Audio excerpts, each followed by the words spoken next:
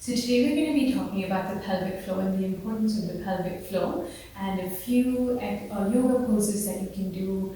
And these are poses that you do all the time, but it's just a different way to think about it. Really quickly, this is obviously not your anatomy lesson about the pelvic floor, but just in terms of a way to understand it. If you think of the pelvic floor as the base of a cylinder, and the diaphragm is at the top, and then you have your obliques on the sides and all the supporting muscles on the sides, front and back. When you think about the pelvic floor, think about it not just by itself as a supporting structure at the bottom, but something that's connected to the top. So in order to strengthen the pelvic floor, the number one key and the easiest and the most effective thing to do is diaphragmatic breathing. And we do this in every single class. As you inhale, push the belly out. As you exhale, draw the belly back. So you're moving the diaphragm, which is internally strengthening the pelvic floor. The reason why the pelvic floor is really important as we get older is because it's just natural for the base of the cylinder to start to weaken. It's just gravity, and if you're not strengthening it, then these changes can happen. So let's take a tiny step back and look at what exactly is the pelvic floor immediately supporting. So there are three organs that reside in that lower pelvic region, and each of those have a correlating opening. There's the bladder, the uterus, and the rectum. The rectum and the small intestines together. And each of these specific organs has a unique capacity to be filled up and to empty out. So it's inherently changing size all the time. And this is what makes the pelvic floor strength super important. As you get older, if you're starting to face situations like constipation, you can just picture one side of the pelvic floor having to bear a lot of weight, and the other two have to kind of shift around so it changes. So every day, depending on how you're feeling, depending on your digestion, depending on what you're doing, so if I'm moving and I'm busy lifting things and just kind of bearing down on the pelvic floor, that's going to cause a lot of stress in that area. So the pelvic floor is super dynamic, it's really beautifully designed, but if you take more care of it, it's going to take a lot more to actually hurt it. So one of the most common symptoms that I hear about with my private clients is the urinary incontinence, and that's something that usually starts to show up around menopause and after that. So you might think, oh, I don't have incontinence, I'm not leaking urine, and that's great. But one of the other ways to think about incontinence is that when you go to pee, you pee and then you don't pee completely. And so within 10 to 15 minutes, you feel like you have to go and pee again.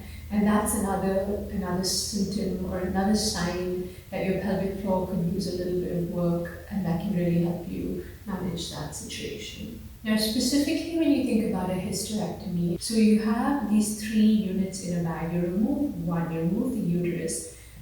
You think, oh, there's more space, everything will expand and fill up nicely. No, it's more like an earthquake where everything kind of just caves in to that place that you took out the uterus. So super quick solution number one for the pelvic floor, diaphragmatic breathing. Super quick mental note for yourself when you think about the pelvic floor, try not to hold your breath, especially when you're lifting up something. Now, I'm not talking about a weightlifter picking up, a massive dumbbell or anything. I'm saying when you pick up groceries, when you pick up a little child, when you pick up a pot from your garden, don't hold your breath. I want you to breathe through that process, because remember, the diaphragm and the pelvic floor are connected.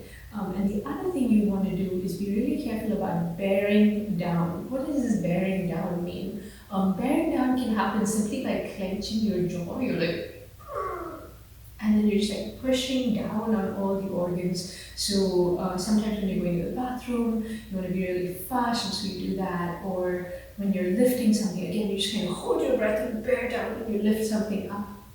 So avoid any kind of bearing down, avoid holding your breath when you're adding a load or a weight to, especially when you're bending down and lifting something up, try and breathe through it. I know it sounds crazy, but just remember two really simple things. Don't hold your breath, don't bear down. So let's start with a breathing exercise. It's called Ujjayi breath. This is something we do in class quite often, but I don't usually take the time to sort of pause and break it down. And so I thought today would be a nice way, this could be something nice you can work on during the week that you have time away from me.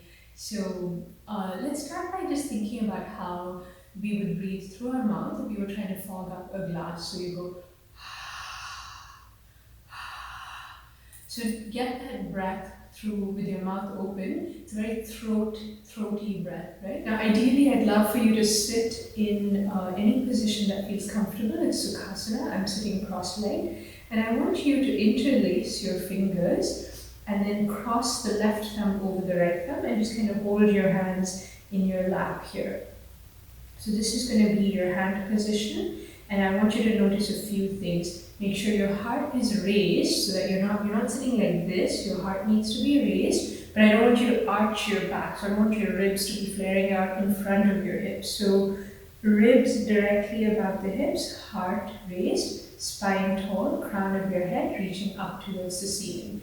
And you're going to do that breathing exercise. Now once you get comfortable breathing through your mouth, close your mouth and have that same breath. So if you're going to fog up a glass, just close your mouth.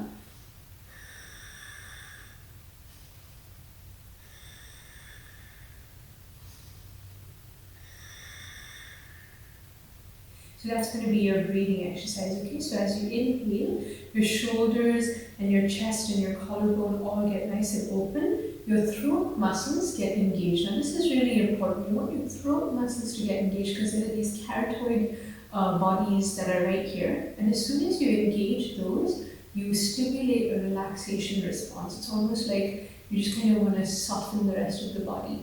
Very interesting sort of correlation between the brain and the throat muscles. So just be sure to do that. As you inhale, you're kind of inhaling down into almost your bladder. So as you inhale, push the belly out, feel the breath move down.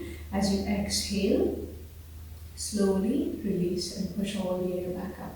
Ideally, I'd like for you to start with a 4 inhale, 4 exhale. Let's try and move up to a 6 count inhale and a 6 count exhale when you're doing this by yourself.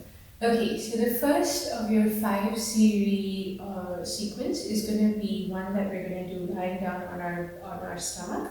As soon as your stomach is on the floor, that kind of automatically puts your bladder in place. And then for the second one, we do bridge pose, where we flip around. And so it's when your back is on the floor, the uterus and the rectum kind of settles into place and the bladder stays on top. Okay? So the first one is really easy. It's called Bhujangasana. It's Cobra pose. We've all done this together before. Remember, these are all poses you've done before, but you're doing it specifically keeping that pelvic floor exercise in mind. So you can always start with a nice cat-cow. So just take your knees hip distance apart and then spread your fingers wide. Press the tip of the index finger and the root of the index finger into the ground. On an inhale, tailbone goes up, belly comes down, chin goes up. As you exhale, curl it under, chin tucks in, tailbone tucks in, forehead comes down.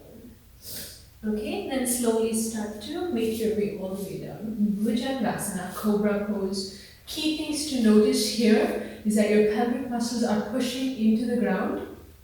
You want to keep your spine elongated. Don't let the neck crunch. Don't look down. Just think about that. Lengthen your spine. Draw your elbows isometrically towards your heels. Spread your hands wide. Squeeze your glutes. Push your pelvic muscles down and look straight ahead. Super simple. Very comfortable pose. Really, really good for your pelvic floor. And from here, curl your toes under, walk your hands up, curl the toes, bring the feet in, and push back to down dog.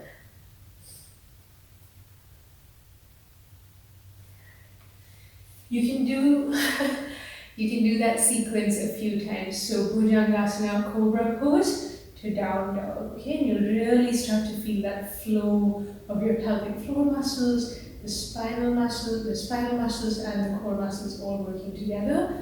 Key thing here, your Ujjayi breath, your breathing exercises, diaphragmatic breathing as you move slowly, maybe 3 breaths in Cobra, 3 breaths in down dog, 3 breaths in Cobra, 3 breaths in down dog, okay?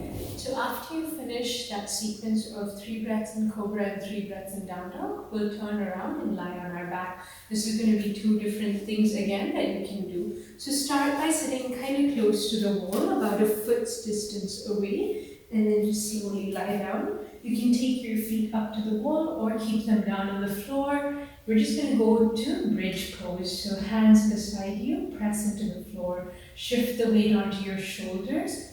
Press down, take a full inhale. Belly comes up. As you exhale, pull the belly down, lift the hips up. Here's your bridge pose. Hold it there and slowly release. And then slowly take your feet up your wall. Do the same thing. Press your feet into the wall. Take a full inhale, belly goes up. As you exhale, belly comes down, hips rise up. And slowly lower down. So bridge to a higher, almost a shoulder stand. So those are your second two poses. And as always, we'll end with Viparita Karani, where you're just lying down on the floor. Sit as close as you can. Lay back. Send your legs up the wall. And once you get here, you might need to think of wiggle it closer. Arms rest. Feet up. Diaphragmatic breathing, stay with it.